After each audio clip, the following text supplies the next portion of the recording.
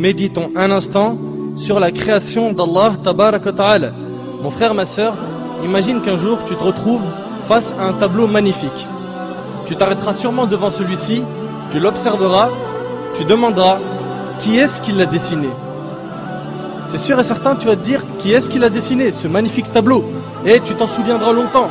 S'il en est ainsi des tableaux qu'ont dessinés les êtres humains, qu'en est-il des magnifiques tableaux qu'Allah Tabarak wa Ta'ala a créés et qu'il a disposés partout autour de nous? Pourquoi ne pas s'arrêter et méditer sur ces impressionnants tableaux qu'Allah Tabarak wa Ta'ala a créés? Sachez mes frères et sœurs qu'à tout moment où vous observerez la création d'Allah et que vous méditerez dessus, vous vous rendrez compte qu'à chaque fois vous vous retrouvez face à une chose d'une splendeur inouïe. On se doit de méditer sur tout détail qu'Allah Tabarak wa Ta'ala a créé.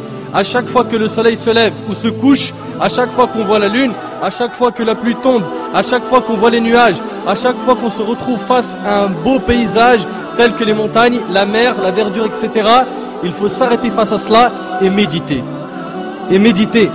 Regardons chaque détail du corps humain. Nos mains, nos poils, nos yeux, etc. Et méditons. Chaque plante, chaque oiseau, chaque papillon, chaque feuille d'arbre. Méditons. On ne doit pas négliger cette grande adoration qu'est la méditation. À chaque fois que l'on observe une invention, on peut reconnaître les qualités de son auteur à travers les détails de cette invention. Par exemple, l'inventeur de l'ordinateur était sûrement quelqu'un de très intelligent. Les constructeurs des pyramides étaient sûrement des gens forts. L'auteur d'un joli tableau est sûrement un artiste très doué, etc. Qu'en est-il du créateur de cet univers?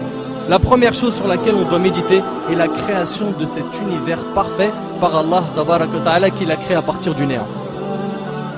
Allah Tabarak wa Ta'ala a dit dans Sourate Al-Baqarah, et médite un petit peu sur ce verset. Allah Azza wa Jalla a dit dans Sourate Al-Baqarah, Sourate 2, verset 117, Badi'us samawati wal ard. Badi'us samawati wal ard, qui signifie il est le créateur des cieux et de la terre à partir du néant. À partir du néant. Allah Azza wa Jal est le seul capable de créer à partir du néant. Il dit à la chose soit et elle devient. Soit et elle devient. Cela signifie que les cieux et la terre sont des chefs-d'œuvre qu'Allah Tabarak wa Ta'ala a créés. Regardez subhanallah. Méditez un peu sur cet univers. Regarde un petit peu. La lune tourne autour d'elle-même et tourne autour de la terre. La terre tourne elle aussi autour d'elle-même et tourne autour du soleil avec la lune. Toutes les autres planètes tournent autour du soleil et tournent aussi autour d'elles-mêmes. Et leurs satellites eux aussi tournent autour d'eux-mêmes. Et tout ce système solaire, comprenant le soleil, la terre, la lune, les planètes, les satellites, les étoiles, etc. Tout cela appartient à notre galaxie qui est la Voie lactée. Subhanallah, c'est quoi cette perfection? C'est quoi cette perfection? La méditation sur la création d'Allah Tabarak wa Ta'ala va donc nous aider à laver nos cœurs. Si tu observes la mer par exemple, combien de gouttes d'eau y a-t-il dans ces mers et ces océans? Comment cela se fait-il qu'il y a certaines mers qui ne se mélangent pas alors qu'elles se rencontrent? Comme dans le détroit Gibraltar.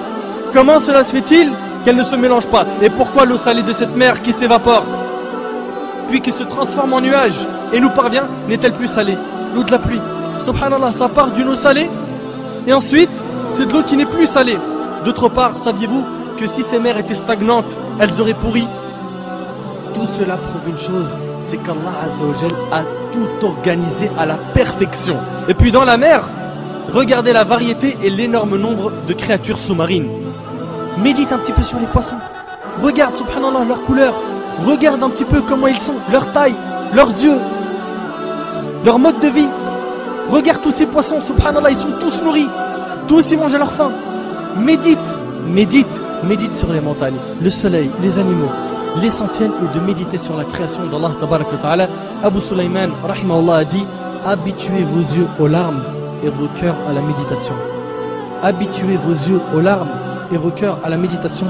Mes frères et sœurs, je sais que cette adoration était ignorée par un grand nombre parmi nous. Faisons-la revivre afin d'améliorer notre relation avec Allah Tabarak wa Ta'ala. Et je termine en demandant à Allah Azza wa Jal de faire de nous des pieux qui réfléchissent et qui méditent sur la création d'Allah Azza wa Jal. هذا ما أعلم والله عز وجل أعلى وأعلم سبحانك اللهم وبحمدك أشهد أن لا إله إلا أنت أستغفرك وأتوب إليك وبارك الله فيكم وجزاكم الله خير والسلام عليكم ورحمة الله وبركاته.